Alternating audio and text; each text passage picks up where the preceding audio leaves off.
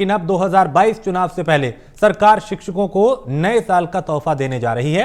Basic शिक्षा परिषद के 69,000 सहायक अध्यापक भर्ती के तहत 23,000 शिक्षकों की भर्ती की जाएगी।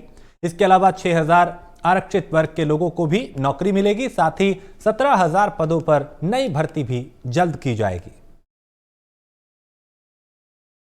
बेसिक शिक्षा विभाग की विगत दिनों संपन्न हुई 69,000 सहायक अध्यापक भर्ती में आरक्षण की प्रक्रिया को लागू करने में कुछ विसंगतियों को आधार बनाकर कुछ अभ्यर्थी लगातार इस बात की शिकायत कर रहे थे कि जिनको उस चयन सूची में होना चाहिए था उनका नाम उस सूची में नहीं है। उनके इस मांग पर विचार करते हुए उस प्रक्रिया का अध्ययन करने के बाद ये देखा गया कि कुछ आरक्षित वर्ग के अभ्यर्थी प्रभावित हैं जिनका नाम उस चयन सूची में होना चाहिए था। माननीय मुख्यमंत्री जी से अभ्यर्थियों की मुलाकात हुई। कल ही उन्होंने बेसिक शिक्षा विभाग को इस समस्या का त्वरित और न्याय संगत समाधान करने को कहा था। आज विभाग ने यह निर्णय लिया है कि उस प्रक्रिया में आरक्षित वर्ग के प्रभावित अभ्यर्थियों की भर्ती की जाएगी। उसकी पूरी प्रक्रिया आज हम जारी कर रहे हैं। आज 24 दिसंबर से ही वो प्रक्रिया शुरू हो जाएगी और 6 जनवरी को काउंसलिंग के उपरांत वो प्रक्रिया पूरी होगी और जो अभ्यर्थी छूट गए थे उनकी भर्ती प्रक्रिया पूरी करके उनको नियुक्ति पत्र दिया जाएगा। एक और विषय है और वो विषय ये है कि जब माननीय सर्वोच्च न्यायालय ने शिक्षा मित्रों का स्थायी शिक्षक के रूप में समायोजन 2016 में निरस्त किया था तो उस समय उत्तर प्रदेश सरकार को यह निर्देश दिया था कि 1,37,000 पदों पर स्थायी शिक्षकों की भर्ती की जाए। 59,000 शिक्षक भर्ती मामले में लगातार शिक्षक धरने पर बैठे रहे, लाठियां खाई, उसके बाद सरकार की नींद टूटी और 59,000 शिक्षक भर्ती मामले में सरकार ने 17,000 शिक्षकों की नियुक्ति पत्र बांटने की बात कही। हमारे साथ कुछ शिक्षक हैं, उनसे बात करते हैं क्योंकि ये इन्होंने ही लाठियां खाई हैं पुलिस की, डिप्टी सीएम के घर के बाहर प्रदर्शन भी किया।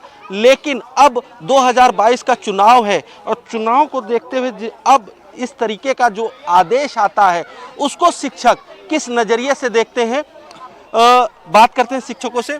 ये बताइए, एक लंबा समय था आप लोग जिस तरीके से लड़ाई लड़ रहे थे, अब आदेश आया है 17,000 नियुक्ति पत्र देने का, किस नज़रिए से देखते हैं इसको? कितना देखिए, ये आपके माध्यम से बताया जा रहा है कि 17,000 का एक ऐसा लेटर वायरल हुआ है। हालांकि ऑफिशियल अभी कोई डॉक्यूमेंट रिलीज़ नहीं हुआ है, ना ही कोई विभाग से कोई ऑफिशियल विज्ञप्ति जारी हुई है। बट जैसा कि आप बता रहे हैं 17,000 पे अगर भर्ती का इन्होंने विभाग ने ये निर्णय लिया है तो ये निश्चित तौर पर विभाग इसके लिए बधाई का पात्र है।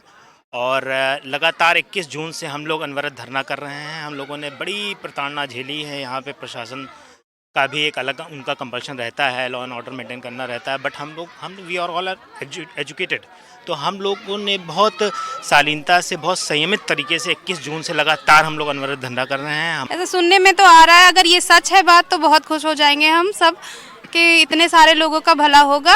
ये हम लोगों के लिए बहुत ही खुशी की बात है कि जो ये आदेश आया है इसमें हम लोगों का अगर भला होगा तो जाहिर सी बात है 22,000 नहीं 22 लाख परिवारों का भला होगा, क्योंकि हर एक परिवार में कम से कम नहीं 4-5 सदस्य होते हैं और हर सदस्य जो है वो एक आश्रित होता है। तो सरकारी नौकरी आने से वैसे भी सर घर में बहुत ही खुशी का माहौल होता है। ये जानकारी जो आप बता रहे हैं 22,000 की सरकार ने निर्णय लिया है कि 22,000 जोड़ के युवाओं को हम नियुक्ति पत्र देंगे, तो इसके लिए अगर ये बात सही है तो मैं मुख्यमंत्री जी को धन्यवाद ज्ञापित करता हूँ।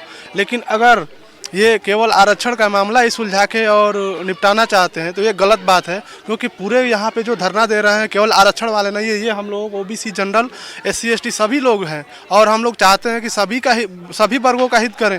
तो शिक्षकों के अंदर उल्लास है क्योंकि ये जो शिक्षक हैं ये लंबे समय से अमरण अनशन पर भी बैठे रहे, लाठियाँ भी खाई, लेकिन कहीं ना कहीं सरकार को बैकफुट होना पड़ा और इनकी जो मांगे थी उनको मानना पड़ा। लखनऊ से कैमरा पर्सन हरीश के साथ आशीष कुमार वर्मा, प्राइम न्यूज़।